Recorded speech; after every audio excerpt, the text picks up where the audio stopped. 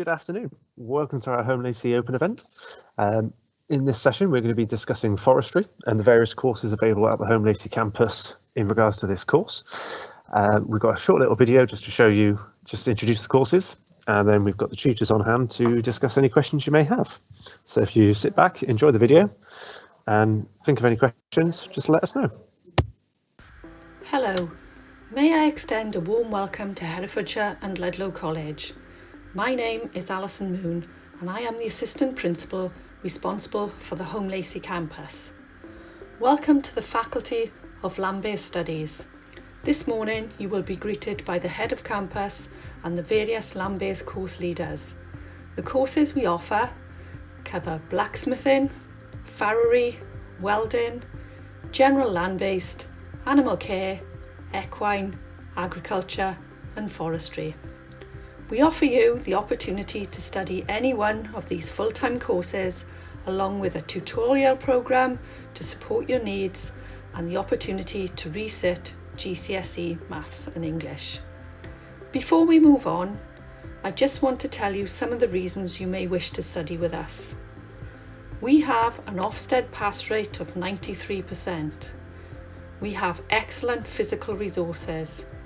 We offer a friendly, safe and open environment. We have lecturers with real-world experience.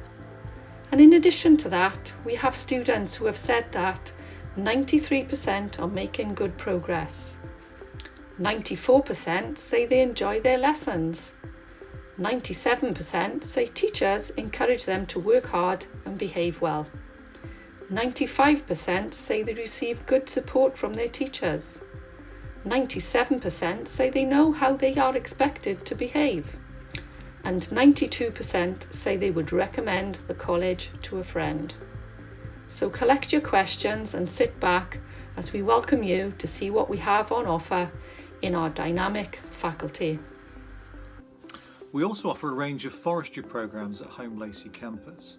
There are two routes in which you can study this. One is a full-time route following a level 2 programme, which is a 1-year course based on 3 days a week. This is the City and Girls Level 2 Forestry and Arboriculture programme. The course makes benefit of our 60 acres of woodland on site, so plenty of opportunity to develop those climbing, tree identification, pest and diseases and felling skills.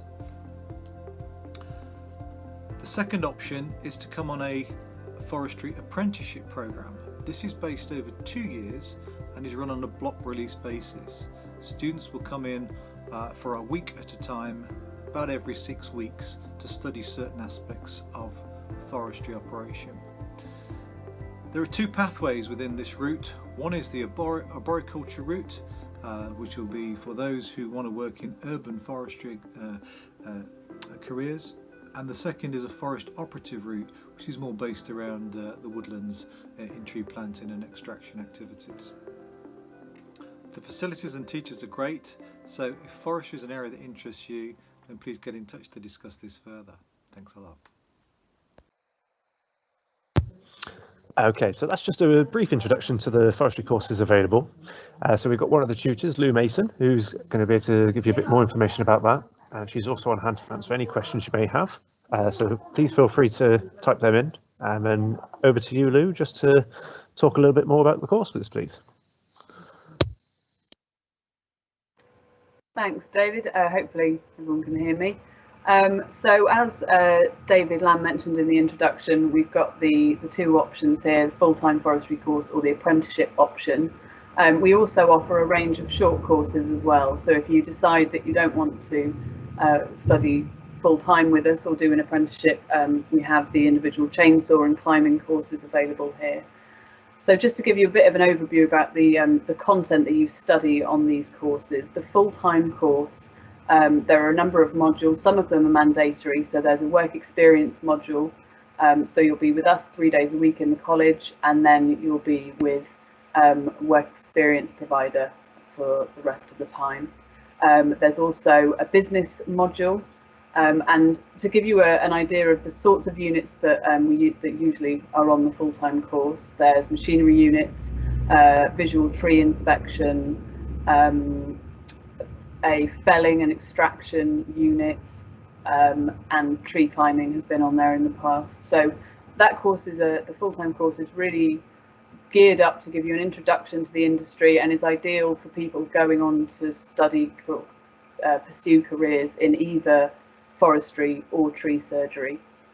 The apprenticeship side of things, as David mentioned, is 2 years, and you'll be with us on block release basis.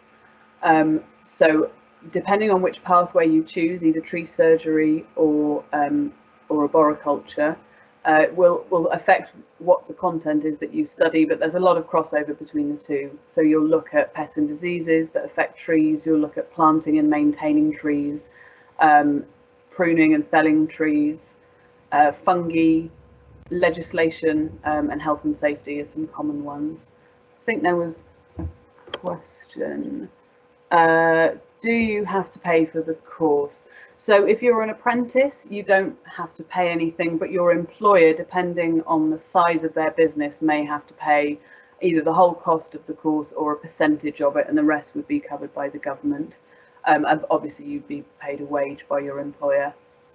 On the full-time side of things, it's dependent on your age. So if you're 16 to 18, you don't pay, but there is a materials fee of £180. And if you're over 18, over 19, then you'd have to pay tuition cost and materials and assessment fee. How much will I earn as an apprentice? So there is a national minimum apprenticeship wage. That's the minimum your employer can pay you. They can choose to pay you over and above that, and many of our employers do. And the minimum apprenticeship wage, you're eligible if you are under 19 or if you're in your first year of your apprenticeship. And that wage at the moment stands at £4.15 an hour, although it does go up every year. If you're over 19 or you've completed the first year, then it's age dependent. Which minimum wage bracket you would fall into. Do you provide equipment, or am I required to buy it? So assuming you mean sort of the tools that you would use in forestry, things like chainsaws, and the PPE that you would need to use them, and the answer is yes, we provide it. The college is really well equipped with saws and brush cutters and all the tools of the trade that you would need, and we do have as well a store of PPE that you can use.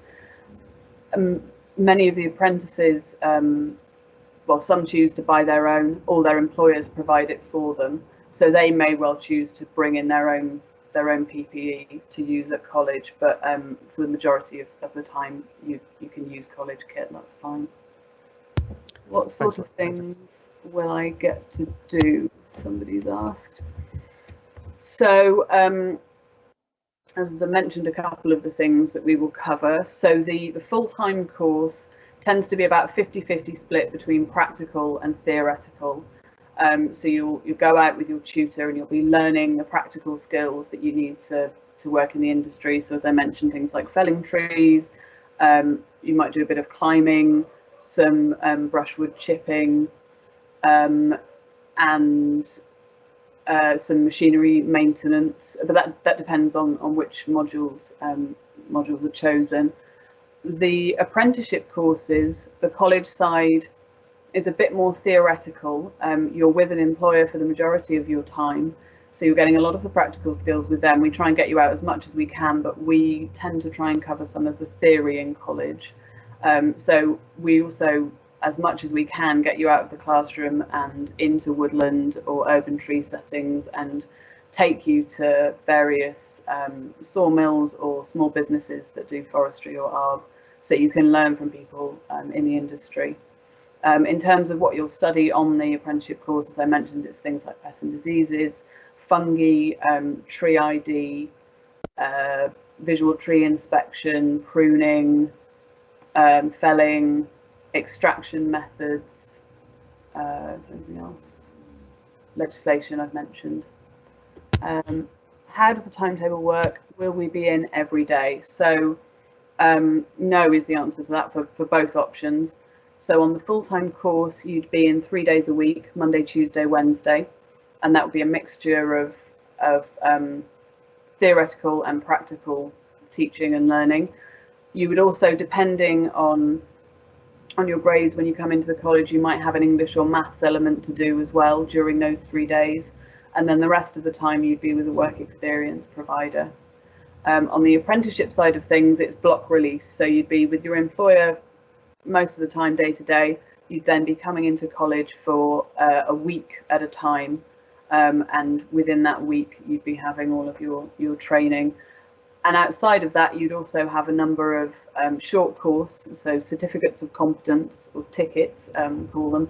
So you'd be coming into college to learn how to use a chainsaw safely, how to cut timber on the ground, how to fell small trees, and which tickets you do depend on which apprenticeship route you decide to go down. There are specific lists of tickets associated with each of those routes. Thanks, Lou. We've got a couple more questions coming through. Someone's asked, will I need to do maths and English alongside the course? Yeah, so that will depend on your the maths and English grade that you hold at the moment. So in terms of entry requirements for the full-time course, it's 4 GCSEs at grade 3, which is a D in the old grading system. And you may have to, depending on what your grade is, you may have to be working towards maths or English qualification. On the apprenticeship side of things, again, we ask that you come in with a grade 3 or a D in maths and English. If you have got a grade 3, that's equivalent to a functional skills level 1 in maths and English, and the apprenticeship standard, the qualification, asks that you work towards grade 2. So if you're on the full, sorry, I'm mixing the courses up a bit, hopefully this is clear. If you're on the full-time course, you would have to study potentially maths and English as part of your week at college. If you're on the apprenticeship course and you have further maths and English to do, they're done again on a block release system. So you'd be coming into college for a couple of days and then a couple more days and do the exam. Okay, thank you. Someone else said, I think you kind of covered this already, but will I need to purchase anything for the course? No is the answer. There's the fees I mentioned earlier, so the materials fees and potentially tuition fees, and that's age dependent. But you don't need to buy any expensive kit, any chainsaws, anything like that. Your employer, if you're an apprentice, will provide you with PPE and will obviously have the equipment that you can use. The full-time course, I believe you do have the option of purchasing branded clothing, overalls and things if you want to, but it's not a necessity. Okay, great, thank you. Would you be able to elaborate for probably more so the full-time, sort of how many days you'd be in college for and sort of how long your college day would be? So yeah, on the full-time course you'd be in 3 days a week, so Monday, Tuesday, Wednesday. I believe the day runs from 9:30 until about 4ish. It's similar on the apprenticeship block for those weeks you're in, so it would be, well, lessons start at 9:30 until about 4, but depending, timings can be a little bit variable if we say are out on a trip, although we do always try and get students back for buses if they've got buses to catch. Yeah, that's great, thank you. In terms of like assignments or assessments, how is the course assessed? Is it sort of around your practical abilities? Is there theory elements? So the full-time course is assessed both through written work and practical assessments, and there'll be assessments linked to each of the modules that you study. The apprenticeship course works a little bit differently. The assessment for that all happens at the end in something called the endpoint assessment. So whilst you're on the course, we expect you as an apprentice to keep a portfolio of evidence. and that will include a work diary of what you're doing at work and at college. It will include assignments that you've been set as homework or during a block to work on, any tests you've been given whilst at college, seasonal tests of knowledge on things like tree ID or pests and diseases, and then that will contribute towards your endpoint assessment. And what you do for your endpoint assessment, again, depends on whether you choose to go down the tree surgery route or the forestry route. There are 4 parts to the tree surgery endpoint assessment. There's a holistic project, a structured interview with an assessor, some practical assessments, and an online multiple choice test. And for the forestry pathway, it's the practical element and the online multiple choice test. Okay, great, thank you.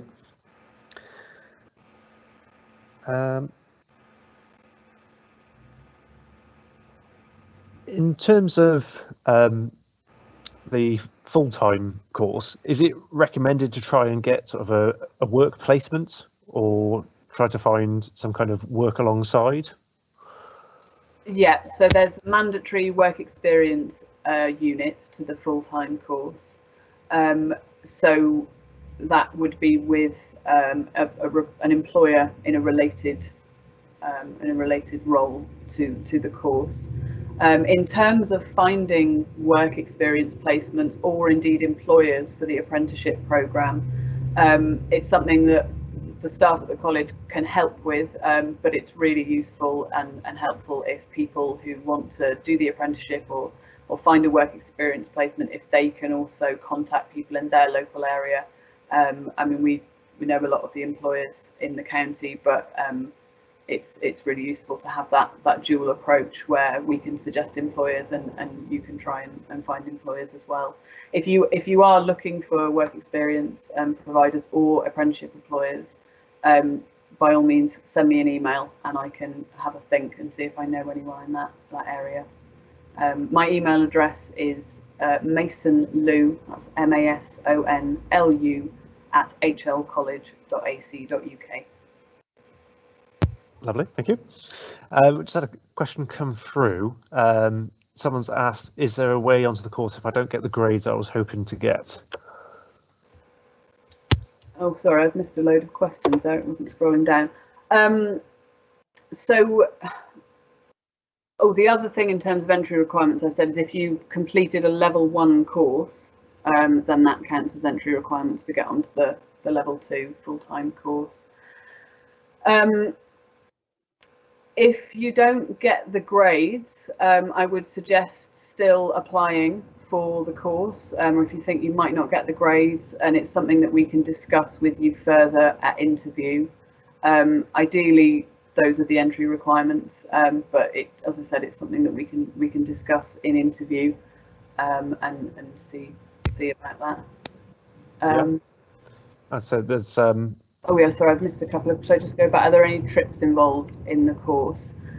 So yes, we try and fit as many trips in as we can. This year we've been to a sawmill, we've visited a tree nursery, we've been to see someone harvesting timber, someone doing some coppicing, so various trips.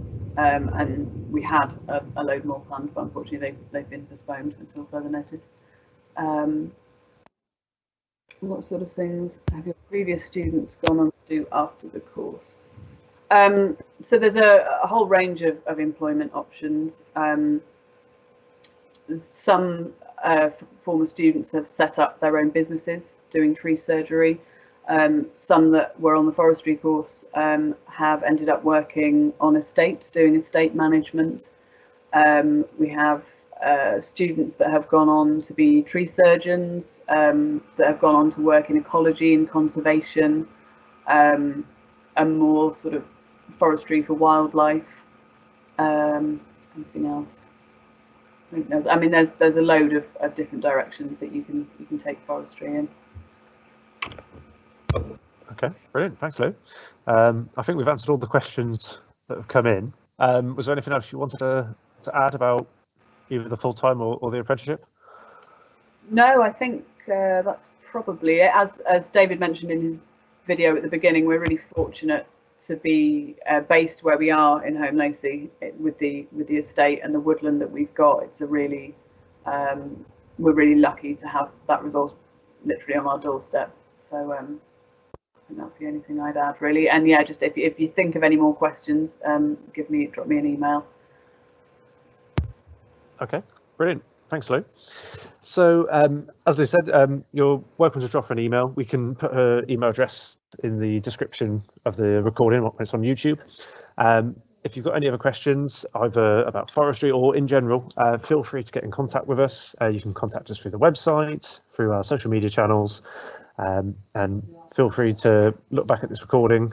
And if you're watching this recording and think there's a question that wasn't asked that you wish you had the answer to, you can contact Lou and she'll be able to help you out. Okay, thank you for watching this video. Our next session is an admissions Q&A. So if you've got any questions about general admissions for any part of the Holme Lacy campus, for any of the courses, feel free to tune into that one.